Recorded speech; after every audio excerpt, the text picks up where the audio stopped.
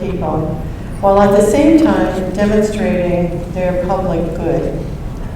It's my great pleasure to introduce to you two of these visionaries today. Chairman Chu of the National Endowment for the Arts and Chairman Adams of the National Endowment for the Humanities. Jane Chu is a native of Oklahoma. She received her master's degree in music and piano pedagogy from Southern Methodist University, a master's degree in business administration from Rockhurst University, and a PhD in philanthropic studies from Indiana University. William Rowe Adams is a native of Birmingham, Michigan. He earned his undergraduate degree in philosophy at Colorado College and a PhD from the University of California at Santa Cruz. He studied in France as a Fulbright scholar before beginning his career in higher education with the appointment to teach political philosophy at Santa Clara University in California and the University of North Carolina in Chapel Hill. He went on to coordinate the Great Works in Western Culture program at Stanford University and to serve as Vice President and Secretary of Wesleyan University. He also became President of Bucknell University in 1995 and President of Colby College in 2000. In the past year and a half, their tenure has demonstrated their deep understanding of and commitment to the arts and humanities as an essential part of education and civic life. They're here today to jointly celebrate the 50th anniversary of the NEA and the NEH and to share the new initiatives that will benefit the nation. And we thought we would have each chairman present and then open it up for questions from the audience. So I hand the podium over to Chairman Chu. Thank you.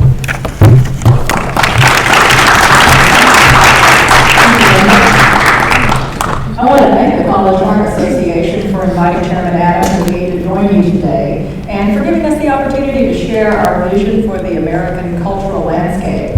When the National Endowment for the Arts and the National Endowment for the Humanities were created 50 years ago on September 29, 1965, they were designed to nurture and elevate the nation's culture and, in turn, advance American civilization. So it wasn't like the previous WPA, the Works Progress Administration, in the New Deal program of the 1930s.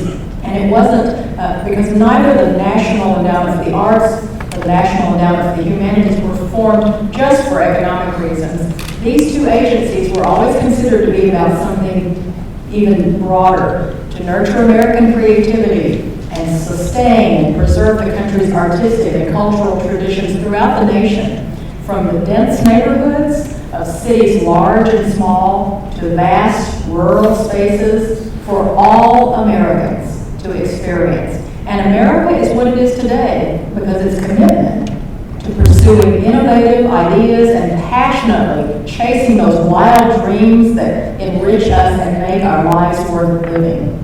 So the Congress of 1965 recognized that in order to be an effective leader with might and strength, you also had to have heart and meaning. So for the past 50 years, that's exactly what we've been working on. And the National Endowment for the Arts has focused on, from Steppenwolf Theater to the American Film Institute, Prairie Home Companion, Sundance Film Festival, PBS's Live from Lincoln Center, to more than 400 translations of literature from 77 other countries and 66 languages, and grants to attract students and teachers and audience members who could not buy their own tickets, and initiatives to deliver programs to communities across the nation, from earlier arts programs and military installations to featuring the masters of jazz and folk and traditional arts in schools and concert halls and on radio and television. From Maya Lin and Wynton Marsalis, thousands of artists and arts organizations of all genres have received National Endowment for the Arts grants during the formative years. And so over the past 5 decades, the National Endowment for the Arts has made more than 145,000 grants totaling $5 billion.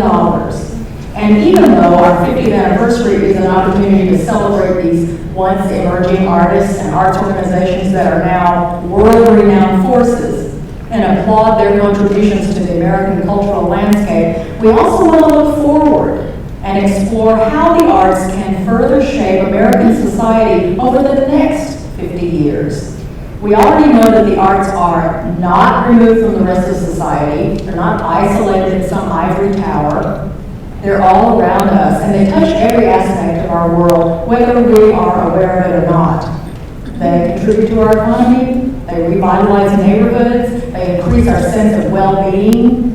They're an equalizer in communicating with families within our communities who do not use English as their first language. They spark new ideas in science and technology. They give us an avenue of expression, drawing out our feelings to help us understand ourselves. And so to further expand the impact of the arts, we've just launched a new initiative in honor of our 50th anniversary called Creativity Connects. And Creativity Connects is designed to integrate the arts with other non-art sectors. So this gives organizations within and outside of the arts even more opportunities to combine creative thinking to reach innovative solutions. And so the Creativity Connects initiative has 3 components. There's a report about the infrastructure that's needed to support artists. There's an interactive digital graphic that identifies where all the bright spots are. Where are all those great projects that connect the arts to non-art sectors across the nation?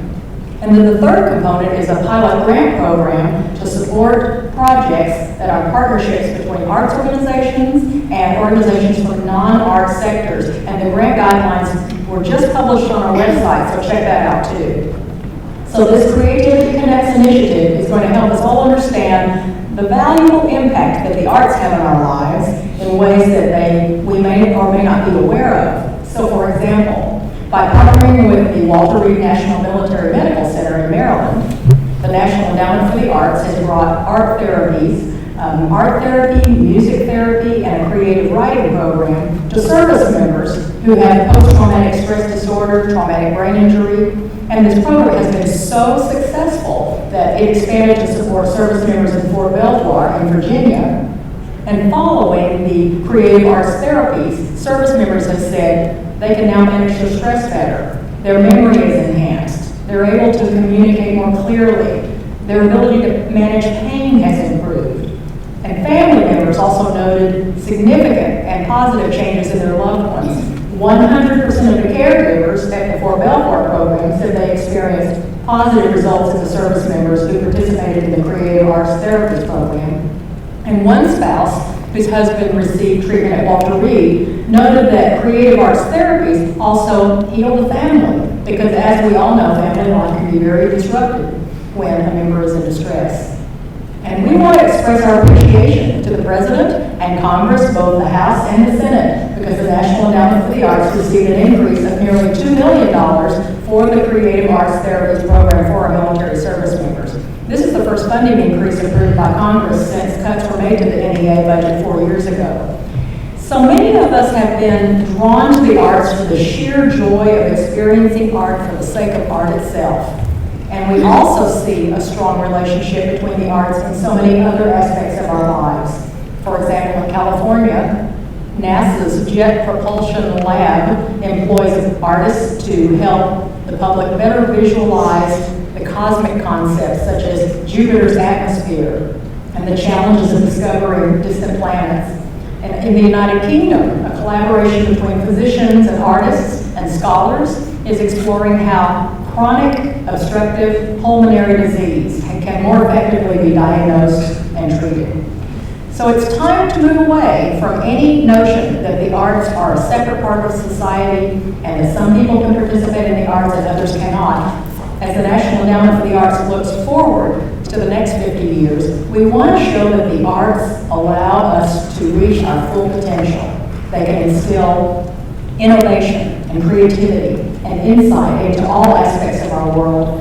And I want to thank you, College Art Association, and all you do here to sustain and advance the arts and the impact that the arts make on us in so many ways. Thank you for letting me join you today.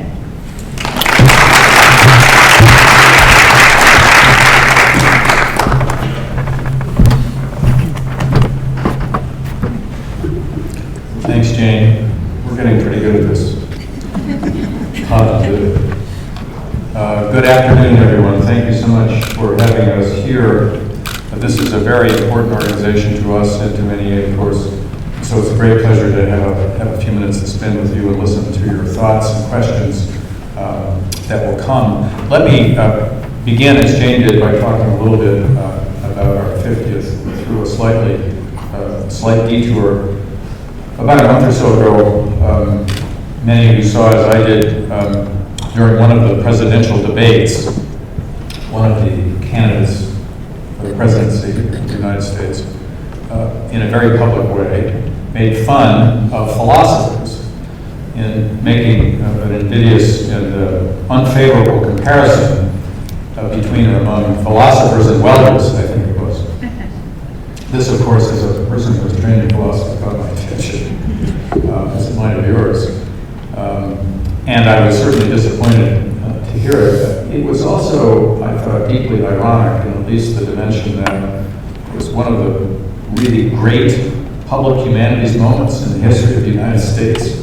Was the constitutional founding moment in the 1780s, when our own founding philosophers were having philosophical debates about the nature of the Republic and about the Constitution in newspapers, in public places. And of course, that debate became embodied in the Federalist Papers and now is seen as the framework of our constitutional democracy. There was, of course, lots of other people involved in that debate, called the Anti-Federalists, among others, and it really was a debate. There was a whole other side to these questions, but it was a deeply philosophical debate. It was informed by deep thoughts about the nature of government, about the nature of human beings, about why we need a certain kind of government as opposed to another. And so to hear in present tense somebody mocking philosophy in the public space was, I thought, at least ironic. But it was also a wonderful contrast, I thought, to the founding moment of NEA and NEH. The origins of which really go back to Lyndon Johnson's speech in Ann Arbor in 1964, where he first articulated this mobilizing idea of the Great Society. And of course, the question of what is the good society, what is the great society, is one of the oldest questions in at least the Western philosophical tradition, beginning with classical Greek philosophy. And it's been with us ever since, including that brilliant moment of public humanities in the United States, in the constitutional period. And in that speech, Johnson said, I have a vision of what a great society is. And he was able to talk about that. And of course, right at the epicenter of that vision, as it was rolled out in the extraordinary legislative agenda that brought us into being, but also brought the Civil Rights Acts into being, the Voting Rights Act into being, the Social Security Amendments in 1965 into being, the Wilderness Act, the Historic Preservation Act, et cetera, et cetera. There's another 15 deeply impressive pieces of legislation. Right at the center of it is the National Foundation on the Arts and Humanities.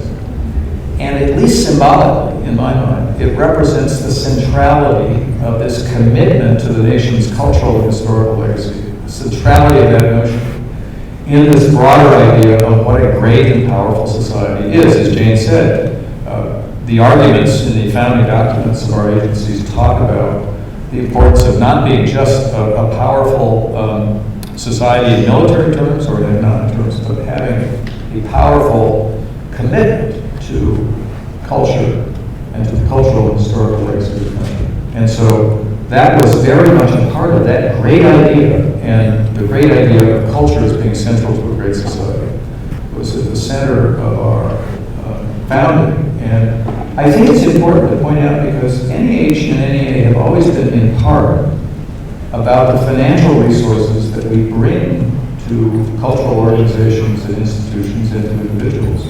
But it's also been deeply symbolic.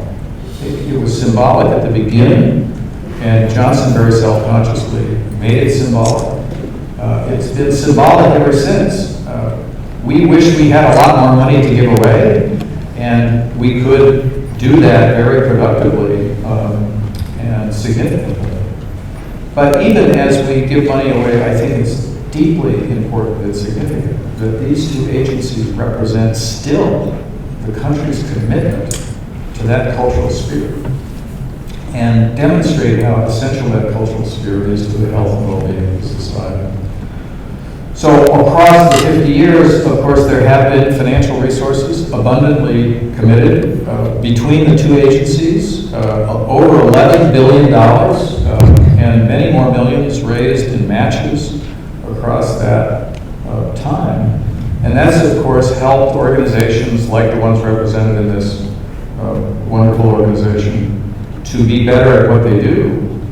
But it's also, I think, in a much more extensive way, built out the cultural infrastructure or the cultural ecosystem of the United States. I just read this morning that very interesting and great piece in the Atlantic about NEA. And the point is made there how much NEA's work, and for very much the same reason NEH's work is done, to build this entire system of organizations across the country, museums, libraries, historical associations, cultural organizations of all kinds. Of course, colleges and universities, in our case, a huge part of our work. All of that has grown in very impressive ways over this period of time. And it wouldn't have grown the way it did without the support of NEA and NEH. $11 billion is not nothing. And to suppose that there would have been private entities making up for the absence of that funding, I think is a fantasy. So it has been very, very substantial in that sense in growing that vast cultural infrastructure in this country. Think of how extensive the museum community is. Been a great part of our work, a great part of NEA's work. The extensiveness of the public library organization. Jane and I were just in San Francisco visiting the San Francisco Public Library. And when you visit these places, you understand the scope of these organizations and how much impact they have on their communities. It's really incredibly impressive.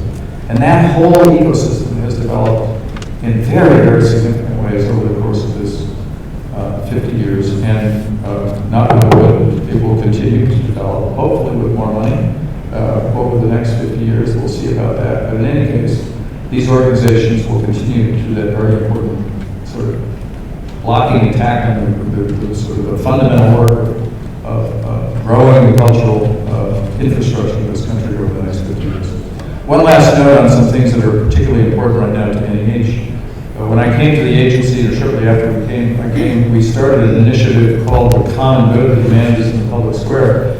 And the purpose, the single purpose of that initiative is to demonstrate the relevance of humanities scholarship and organizations to the grand challenges of American life, to show what the humanities mean and can do when deployed out in public spaces around these great challenges that we face now as a country. You know what they are as well as I do. Jane mentioned the work with veterans.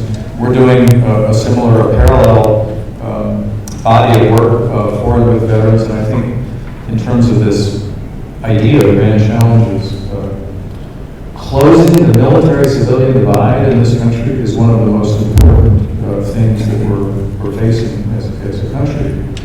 And connecting civilians with military, members of the military who served not just in combat, but across the broad range of military service, connecting these groups back together is, I think, a hugely important task. It's a difficult one. And also helping veterans transition to domestic life from, in many cases, assignments that included combat, and all of the ramifications of that has been a big part of our work and is a great example of what the humanities and the arts can do deployed in these public spaces.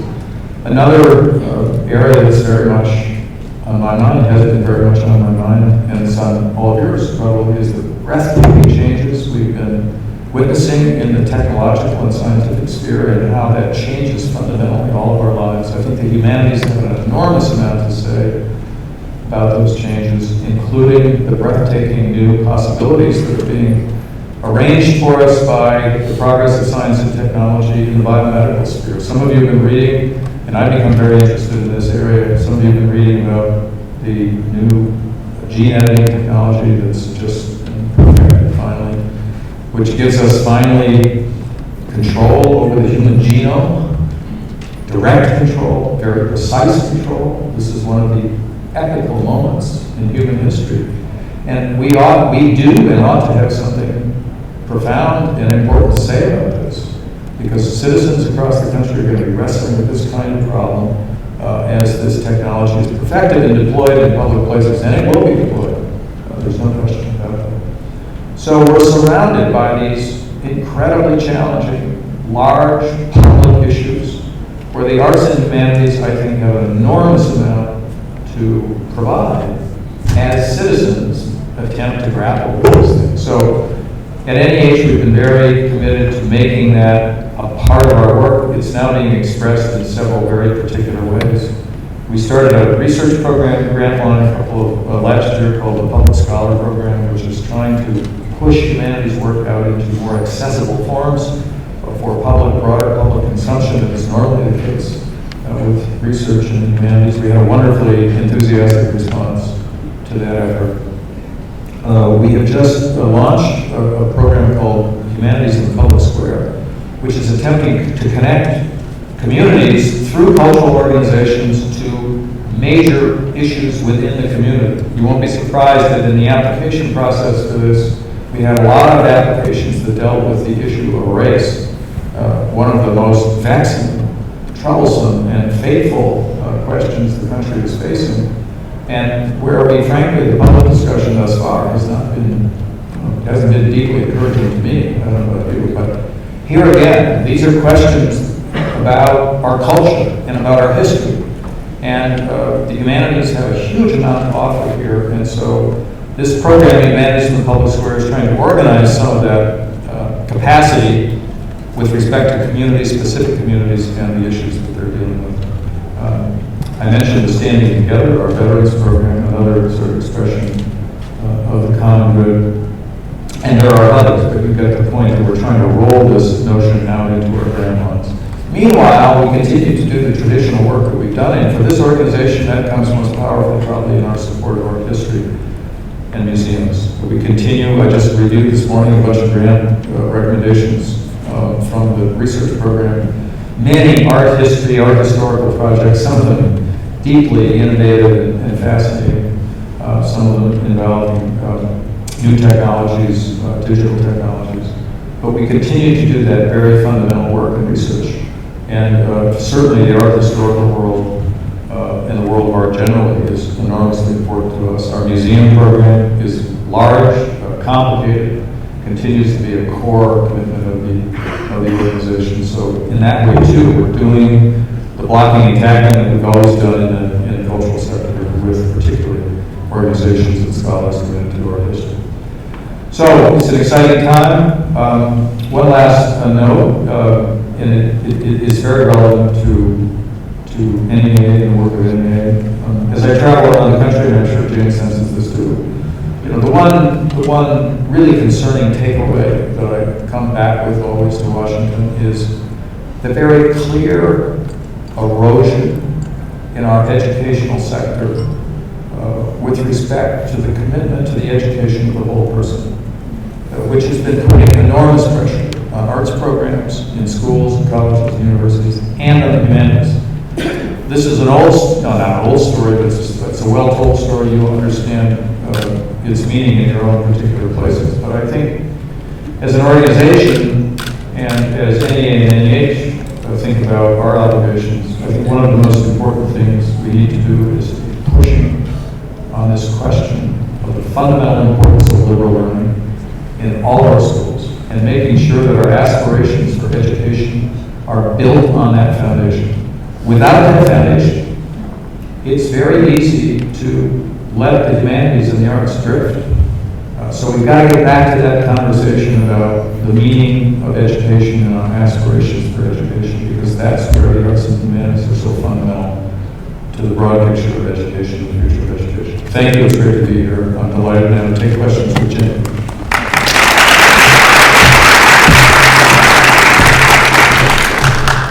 Any questions? Let me help you with that. Why don't we do this more or less systematically, and we'll sort of do a left to right sweep. Questions over here? Just raise your hand. And we have a microphone here if you can't be heard. Great. Well, my question is, will the NEA ever recover from the culture wars? We think we've, this says it's on, but I'm not sure it's on.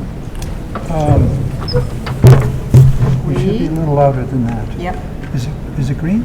It's not green. So, I'm going to talk loud. Is that all right? You can go up to the... And you can go up to that. Okay. Let's see. Was this? It's not green. So that's all right. Let me try That's this. Let me just try this. No, I can't do it. Okay. We, people bring up that subject about the culture wars that the NEA has gone through. There it goes. Let's try it again. There we go. Thank you. Thank you. And we actually think we're turning the corner. We're starting to feel it. We're starting to move away from that notion that that's what the NEA is all about. And so, yes, we actually think we've turned a corner. And even in the previous, my predecessor, Rocco Landesman, we've talked, and we think we are the two chairs that did not have to go through as much as previously experienced in terms of the intensity of those notions. But we think we have turned the corner. I would agree with that. We had our own version of that, of course. And whatever happens to NEA happens to NEH, and vice versa. In the humanities, of course, the culture war was also very intense. But I do think it's a different time, and we're struggling with different things. And I think this is important to recognize for the following reason. In the 1980s, when I was teaching at Stanford, and the cultural wars were in full stride up through about the middle of the 90s, it really was an argument about the nature of culture and cultural representation. And you had deployed on one side a very conservative, very traditional array of positions and arguments about what it meant to study culture and what counted as culture. And on the other side, you had a much more sort of diverse, widely arrayed vision of what culture is and was, including permission to study popular culture and to think more globally and in multicultural terms. Those were the kind of the terms of the argument. And it's important to say that that argument has been superseded, I think, generally, by a different argument, which is, I think, a much more dangerous one.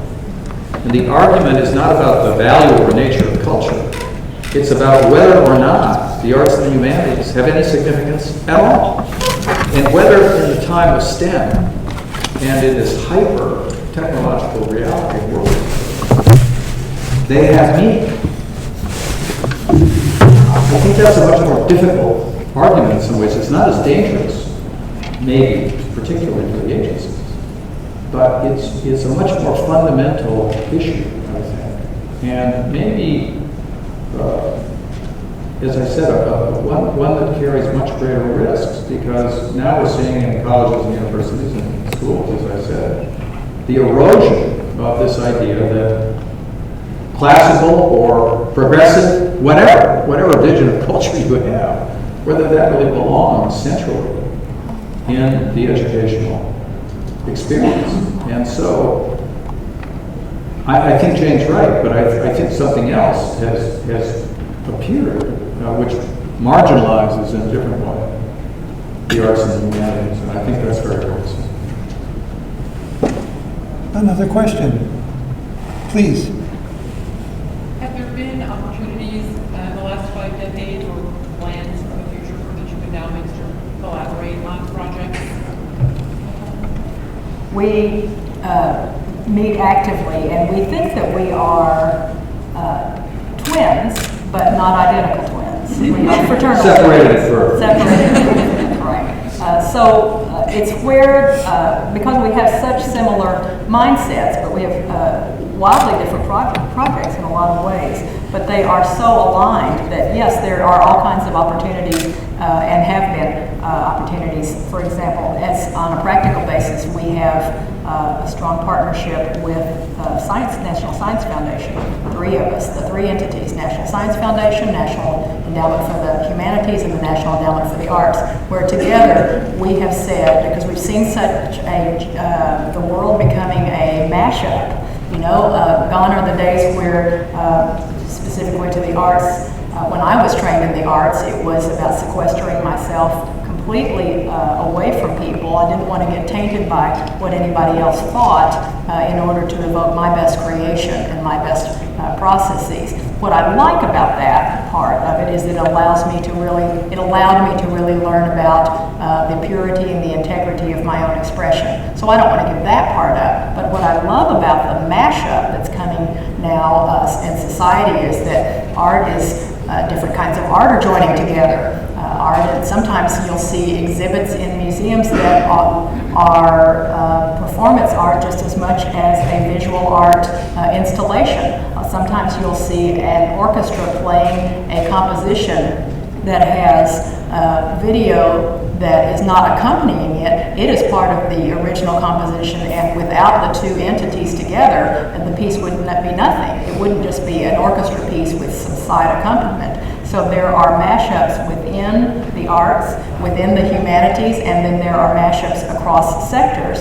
And one of the mashups that we're encouraging is the STEM to STEAM, inserting the arts and into science, technology, engineering, and math. And we're seeing a lot of very cool projects out there that make everybody better as a result of that mashup. But we're also together talking with the National Science Foundation about projects, workshops, research projects that combine, and I think creativity in the brain is at the heart of one of the things that we've been talking about, but that combine humanities, science, and arts. That's just one indication of us working together.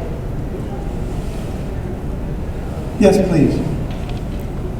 To follow up on that, first of all, the days of National Academy of Sciences is doing as part of this. Thank you. Thanks for mentioning that. So as a follow-up, from a generational point of view, does the millennial generation and other generations have the same distinction between science, literature, the humanities? Or are they viewing much more as a fluid package? And are we in the arts community doing enough to respond to that evolving understanding? One of the mentions that I had of the Creativity Connects initiative involves an infrastructure report because of that very question you just raised. In addition to this very cool grants program, and by the way, if you apply for NEA grants already, and this is one of the extra programs that says you can get extra money, so you can apply for two things at the same time, just as long as they're not the same project. But that I diverted. The great question that you bring up in terms of the millennials and all of that is we are finding that because of the internet, a lot of the times the art making and art creation is now morphing, not completely, but morphing in different ways so that there's more DIY and there's more self-publishing, and sometimes you're in the back booth of a coffee shop creating as opposed to some other sequestered way that used to before. Or sometimes creation involves artists sitting beside engineers at a table and other technology people, and they're talking with each other, getting ideas all together. That's very different from the way, the conservatory type training that I was engaged in. And so the infrastructure report we're about to put out has been, we've been across the nation, everywhere from Atlanta, Georgia, and certainly the coast to Des Moines, Iowa, and across the nation saying, how is this happening? What's working for you? What is not working? And so soon you'll see this report that says what we're finding is, yes, it is changing, or it's expanding. It may not be completely changing, but it's expanding to be different ways, and we can embrace that. And the millennials and those generations that came after me, we can celebrate what they're learning.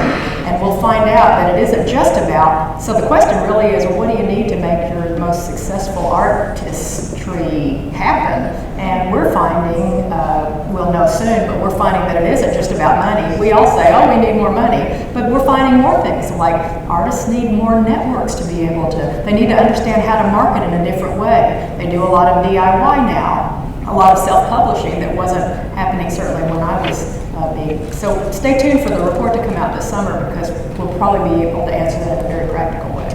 And I have no idea what the millennials are thinking. Aren't you a millennial? No. I think of you. I knew I'd like it. What a great call.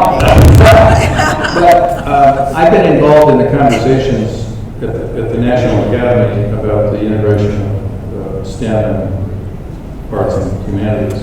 It's going to be a very interesting process. This process will take about a year, and then I'll be a report at the end of it. And I think it's going to be pretty interesting. And I think begging the question about what the millennials are thinking, I think we ought to be thinking about new combinations and new ways of understanding our humanities work outside of the traditional disciplinary boundaries. And I think the promise there is the evolution of new kinds of formations and new kinds of teaching and learning going on in universities and other places, between and among the humanities, the arts, the sciences, and engineering.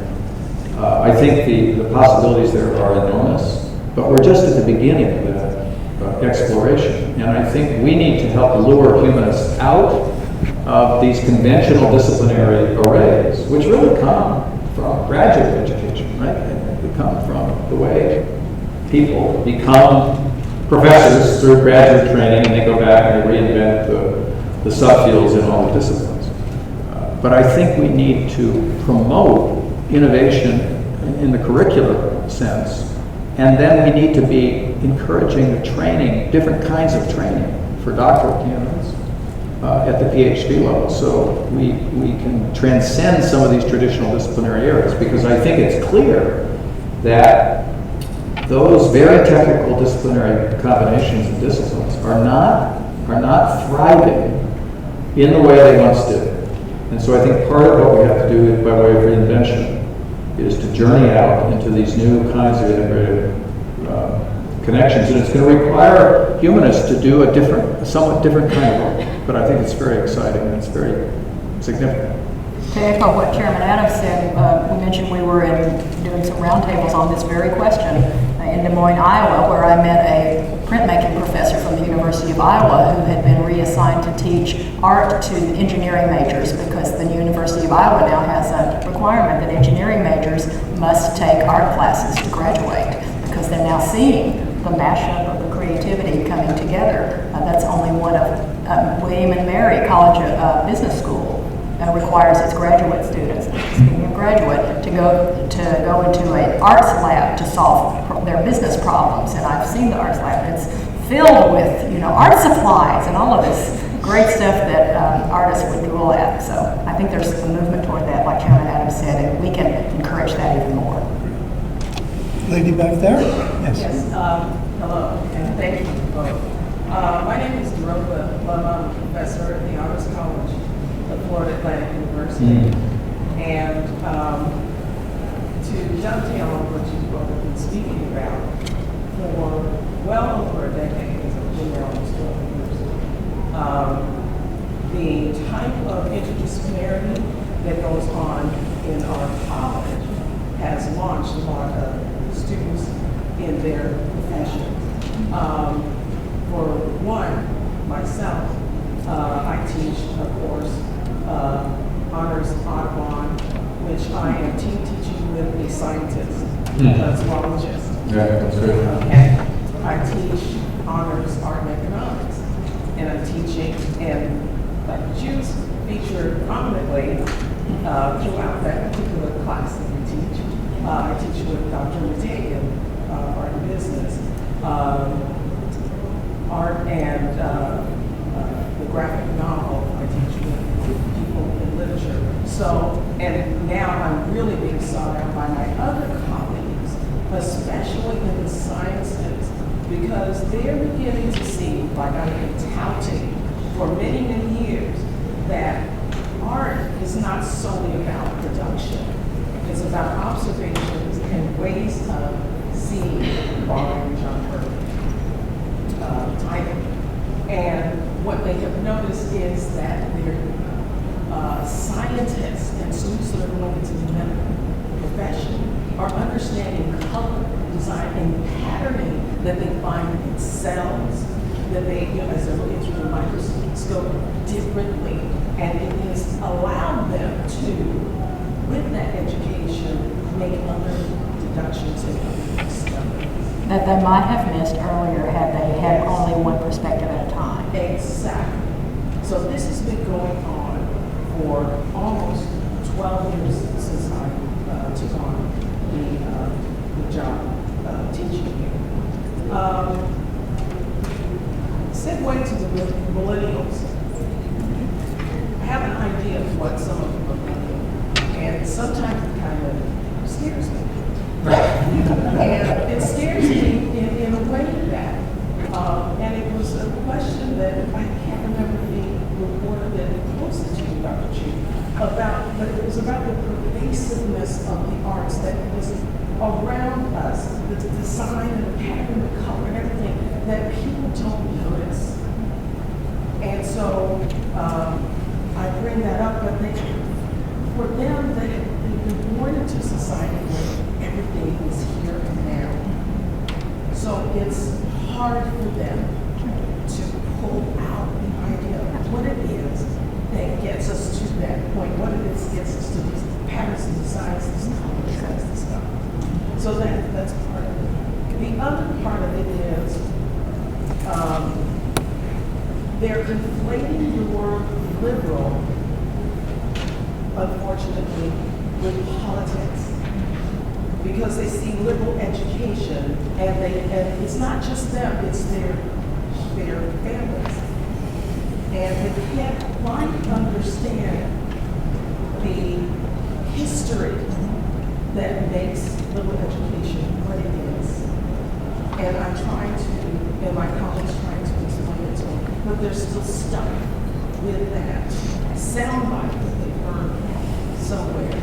And so this is the way I said, the uphill battle that we all have. Because as I tell my students, words matter, and they have meaning, and they have stories and histories, and you have to understand those histories. So my question to you all is this: what is it that we can do as, I'm a trained studio artist and I do art criticism, art historians, art educators, and then crossing the divide to go pull our colleagues from the humanities and the sciences. What is it that you all can see us doing to help the millennials understand and engage in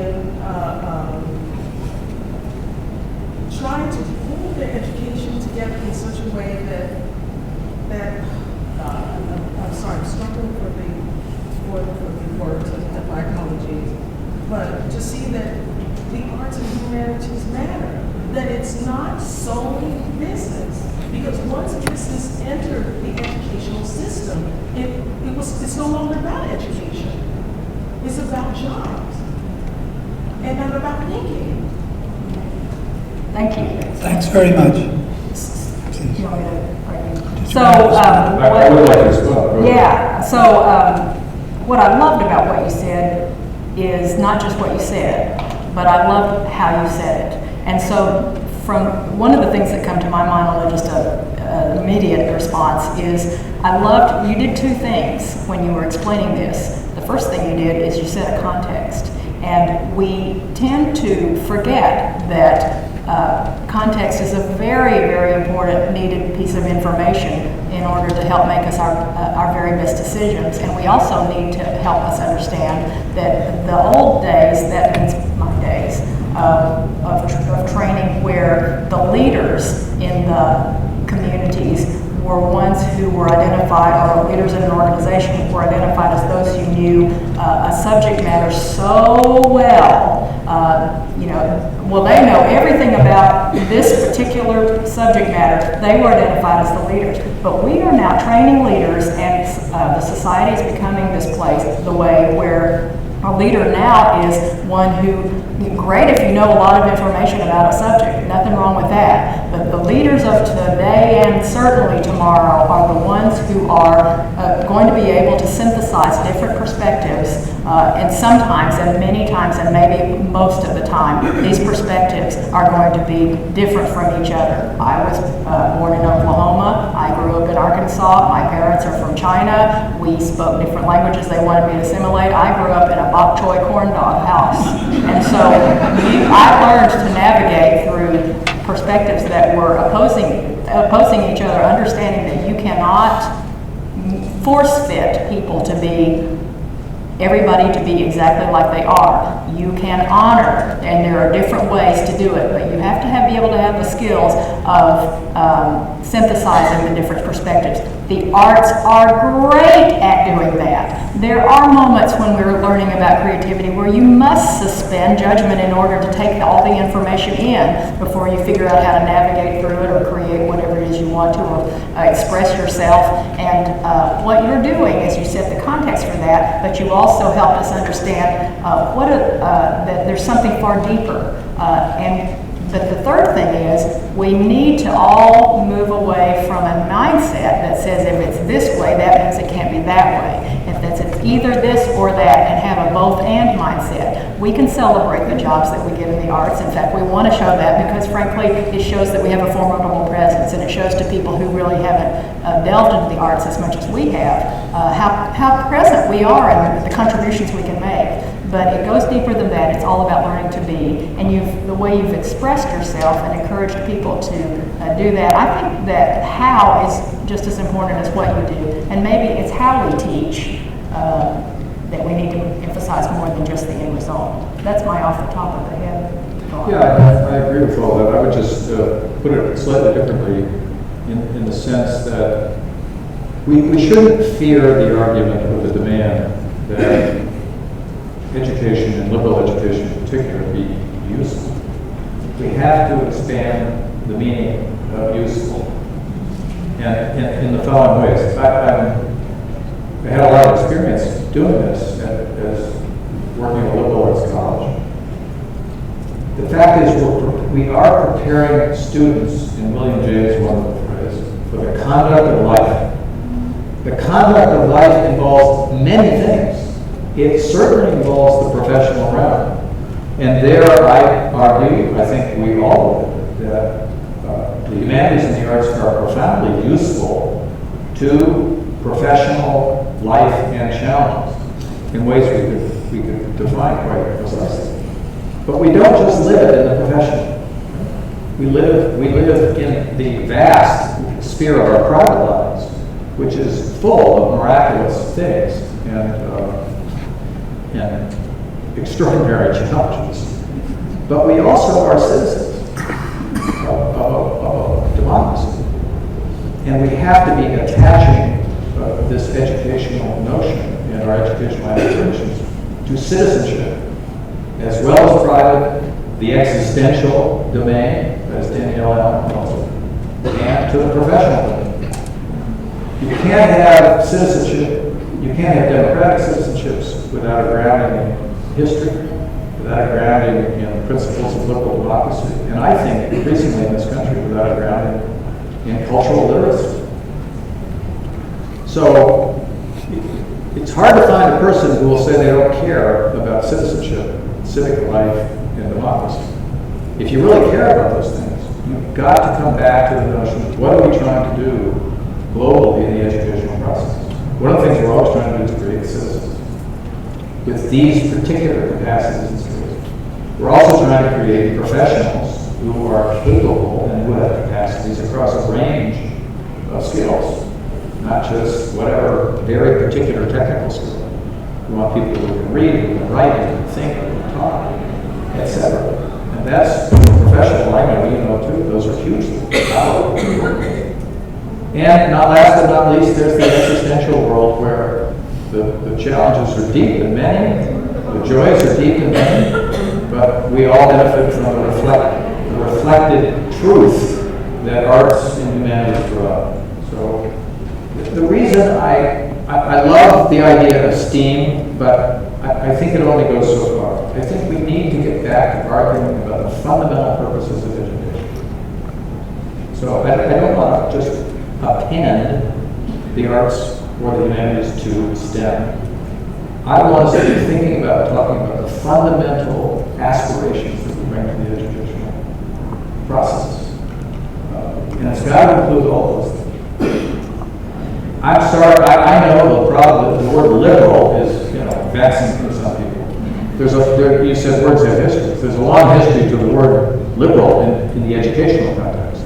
I think one of the problems with it may be that it does have, the liberal arts, liberal learning does have, for good historical reasons, a kind of a slightly elitist tinge, because it has always been associated with the training, the education of elites, of leaders. We need to reconfigure that in a much more democratic way. And I think that's the task of the moment. Please. So my question builds on that a little bit. My name's Amy Whitaker. I teach business to artists and designers, and I've written a book about creativity and commerce to come out soon. And first, I just want to say thank you both for your thoughtful remarks and also your general public service to the life of art and ideas in our country. So I have one very small question that's a point of clarification and another kind of larger question on these themes of liberal education and the arts. Just to clarify, when you say $11 billion, is that in nominal terms? So I'd be very curious how much has been invested by the NEA and the NEH in today's dollars over the last 50 years, which is a calculation I'm happy to run if you would like. But what I'd like to ask is about this connection of business and liberal arts and creative arts. Because there's a lot of conversation on the art side about the artist as an entrepreneur, and that's very exciting from an economic development standpoint. And then there's also this kind of conversation on the liberal arts side about the uncomfortableness of teaching business within undergraduate liberal arts curriculums. And I'm just wondering, not just ways of talking about STEM to STEAM, but what it would mean to talk about business itself as a liberal and creative art, and if you see initiatives that are happening. Because I actually do feel that civic life and democracy are at the center of the arts and humanities, and they're true necessity. And I also feel that a lack of understanding of business is a huge social problem right now for democracy. And then I wonder if there's a way those two things fit together. And this larger conversation about, and I agree with it in such a heartfelt way, about the problems of educating people in a teaching to the test way, where the test is the job and the career and the tech platform form of entrepreneurship, and just ways that you would talk about entrepreneurship and business education in this context of what the NEH and the NEA are doing. Thank you. Well, I'll leave that to you, just to say that you can also go on our websites and get the appropriation amounts from every single year. And if you want to do the time value of money calculation, that would really probably be those are not in our case, those are not inflation adjusted. Yeah, it's probably 30 or 40 billion, if I could guess. Yeah, Thank you. It's a bigger number. We'll just be carrying you with us when we those are great questions. First of all, business history is an enormously interesting and important field, and we have done work, research work. I'm sure we've done educational work in our institutes and seminars in business history across the years. So it's a great field, and I think one of the interesting ways to bring the humanities into contact with business education is by way of history, and I think that's an enormously interesting dimension of what the humanities bring to business education. I regret that more business schools don't agree with me, but I think it's enormously powerful. And of course, the arts figure hugely in certain business modalities. So I do think that business education is an enormously rich field, humanities investments and engagement, and it's one of the innovative frontiers, I think, where humanists could work very creatively with business faculty in these multidisciplinary mashups, as Jane calls them, where we could do some really, really interesting things together. And persuading business school deans of that, and persuading humanities scholars of that, is the work. But I know you can do it. I think Chairman Adams is right, and on a practical basis, I think about when we went to a factory, visit a factory that had an artist residency. It was off to the side, and it's a very competitive artist residency. The factory workers were telling me they are happy to help the artists, but one day they were trying to solve their own problems of efficiency and productivity, and the artists came over, and they were just having a casual conversation, and the artists helped them solve that problem, because of course, as you know, instead of artists going step 1, step 2, step 3, it's like, well, why don't you do this over here? And so they did, and it broke them out of their mold of it's got to be certain. So there's value in doing the mashups, but I think, as Chairman Adams has mentioned, maybe we can redefine the new way to define what business entrepreneurship is. And maybe we will get to the point that you have suggested. Our greatest problem will be teasing apart it, because it's so integrated with us so well that we don't even see the pieces. But the best creations I do on my own, it may not just be artwork, but it may just be an everyday solving problems or thinking about how to be or something like that. The best times I do are when I am conscious and intentionally doing something. I've made, time stand still, and I'm really focused because I've made a deliberate decision to do it. And so anytime we can teach people how to be conscious and intentional in all that we create, whether it's entrepreneurship or redefining a definition of something, or trying to tease apart all the pieces so you'll know what the pieces are, I think it'll just make us better, because our future creations will know where the pieces are. So I'm going to 30,000 feet to say I think we have an opportunity here, and we probably are in some type of a transition, and we can celebrate that. We can be comfortable in ambiguity and just navigate and help lead others through that process. The world's at your fingertips, like you said. Can't wait to see what you do. The other field, of course, that's become hugely relevant to business, and particularly in organizations, is anthropology, and the whole notion of business culture and the culture of organizations. And there are corporations that have hired anthropologists, ethnographers, to help understand the culture of an organization.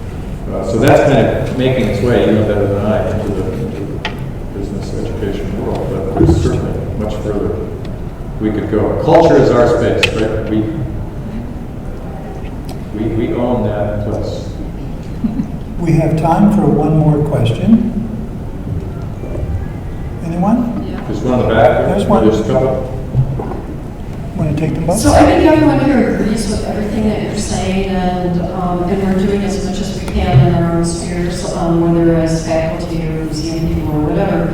But for those of us who work at public universities, research universities, I see time running out. I see them starting to get rid of departments that are in the arts and humanities, pushing towards science and technology, and it's scary how fast that's happening.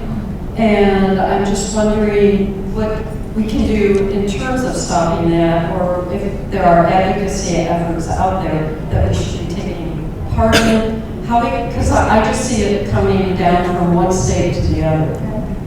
I agree. My own visits to public institutions all over the country over the last year and a half confirm. I mean, it varies, the intensity of it and the level of it varies from place to place, but the general narrative arc here is very common.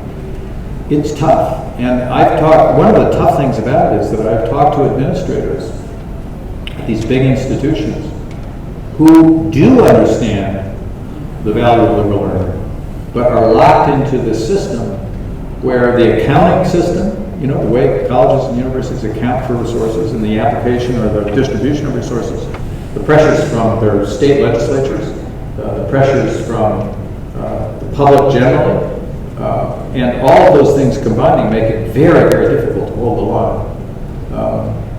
I think for humanities scholars, it's partly coming out of these very traditional places and trying to engage in these curricular innovations and making an argument about the centrality of the humanities in these curricular spaces that could develop. I think that's one thing that we have to do.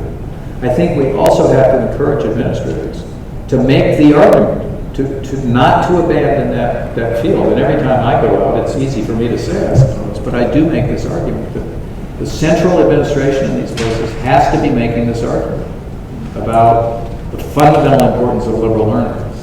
It's very hard because of the way resources are distributed and the public pressures, but we can't let it go at that central administrative level. So I think we need to encourage those administrators and support them in doing that. And finally, I think we ought to revisit the idea of core requirements. I was thinking about this recently because I was at Santa Cruz, my alma mater, and was talking to them about the evolution of the curriculum at Santa Cruz, and it's really gone in the direction that you're talking about from a place that was much different 40 years ago, 30 years ago, and I think we ought to rethink something about the idea of some of these core requirements where we reinstitute an expectation about the breadth of the educational experience of students. Students will resist that. Legislators will resist it. Parents may resist it. But without that kind of shaping, it's hard to imagine how people suddenly wake up one morning and think, gosh, I think I'd like to go take an art history course. So, I don't know, I've been rethinking that all in my own. Okay, one more. Last question in the back? Sorry. Thank you very much for your discussion today. This is really nice.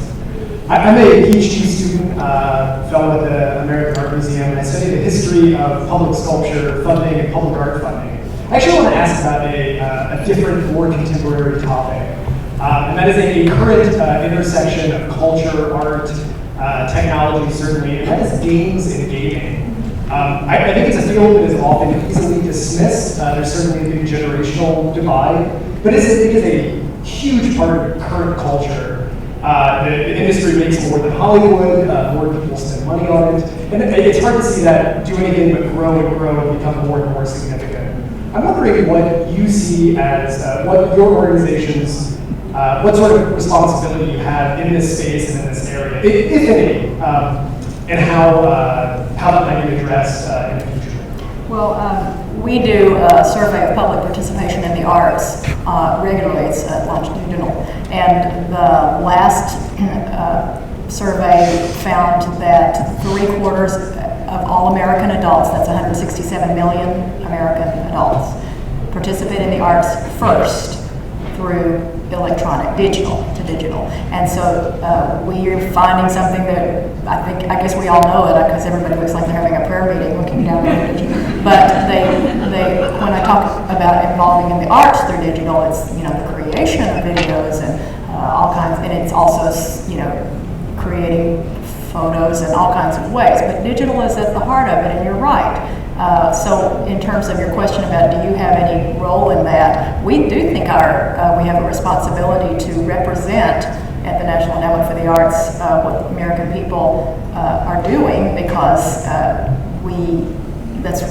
that's what we do. We said all Americans should have the opportunity to benefit and engage from the arts. So one thing we did on a very tangible basis is that we have a media arts grant category that has been there for maybe 50 years. It's pretty close to 50 years, if not immediately 50. And it's always funded radio and television, but we've now added it in digital.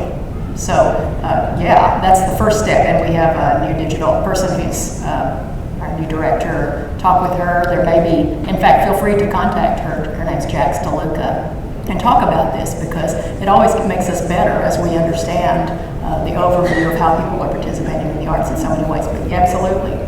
We're getting into this space. We're funding games. So if you have a great game idea, let us know. Mainly these are public programs and digital programs for the public. and in our media program. Some of the games that I'm familiar with that we funded have come out of WNET in New York.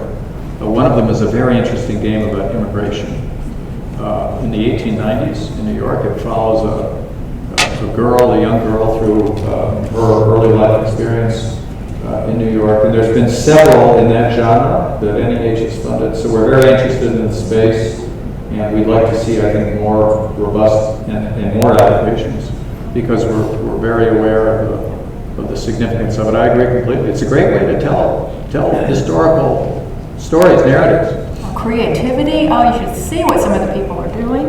And sometimes people say to us, you are funding video games? You should see some of these games. And one of the ones we funded is similar to yours, Chairman Adams, where it's walking, I think now, we can go online and find these specifics, but the overview idea is taking women in third world countries and how the video is created about that, and by the end of the game, you are figuring out how you can help spark more of them to be able to be thriving in their own ways. So video games takes on a completely different definition depending on how creative anybody wants to be. We think that's brilliant.